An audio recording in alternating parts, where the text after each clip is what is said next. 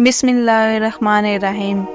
حضرت انس بن مالک رضی اللہ تعالیٰ عنہ فرماتے ہیں کہ رسول اللہ نے فرمایا کہ اللہ کے نبی حضرت ایوب علیہ السلام 18 سال تک آزمائش و تکلیف میں مبتلا رہے۔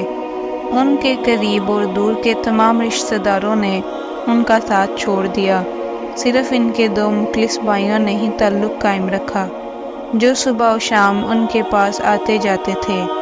ایک دن ایک نے دوسرے سے کہا، کیا تم جانتے ہو کہ ایوب سے ایسا کیا گناہ ہوا ہے کہ اس جیسا گناہ کسی نے نہ کیا ہوگا؟ دوسرے نے پوچھا کہ ان سے کون سا گناہ ہوا ہے؟ وہ کہنے لگا، دیکھو 18 سال کا عرصہ بیت گیا ہے، اللہ نے ان پر رحم نہیں کیا اور ان کی بیماری اور تکلیف کو دور نہیں فرمایا۔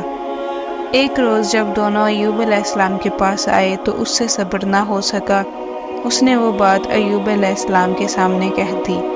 حضرت ایوب علیہ السلام نے فرمایا، مجھے نہیں معلوم کہ یہ کیا کہتا ہے، ہاں البتہ یہ بات ہے کہ جب میرا 2 آدمیوں کے پاس سے گزر ہوتا اور وہ آپس میں جھگڑ رہے ہوتے اور پھر اللہ تعالیٰ کا ذکر کرتے تو میں اپنے گھر واپس آ جاتا، اور اس خیال سے کہ یہ اللہ کا ذکر کرتے ہیں ان سے درگزر کر دیتا تھا۔ آپ بیان کرتے ہیں کہ حضرت ایوب علیہ السلام جب حاجت کے لیے نکلتے اور اپنی ضرورت پوری کر لیتے تو ان کی بیوی ان کا ہاتھ پکڑ کر اپنی جگہ تک پہنچا دیتی تھی۔ ایک دن حضرت ایوب علیہ السلام نے آنے میں تاخیر کی اور اسی جگہ پر ان کی طرف وحی نازل ہوئی، جس کا ترجمہ ہے، یعنی اپنا پاؤں مارو، یہ نہانے کا ٹھنڈا پانی اور پینے کا ہے۔ ادھر ان کی بیوی منتظر تھی اور انہوں نے دیکھا کہ کافی دیر ہو گئی تو تھوڑی دیر بعد ایوب علیہ السلام ان کے پاس پہنچے۔ اس وقت حال یہ تھا کہ ساری تکلیف اور بیماری ختم ہو چکی تھی اور وہ پہلے سے زیادہ حسین و جمیل ہو گئے تھے۔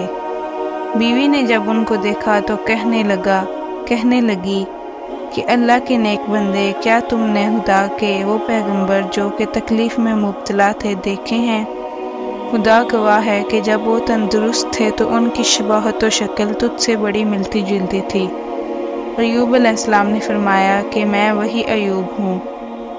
حضرت ایوب علیہ السلام کے 2 کھلیان تھے، ایک گندم کا اور ایک جو کا۔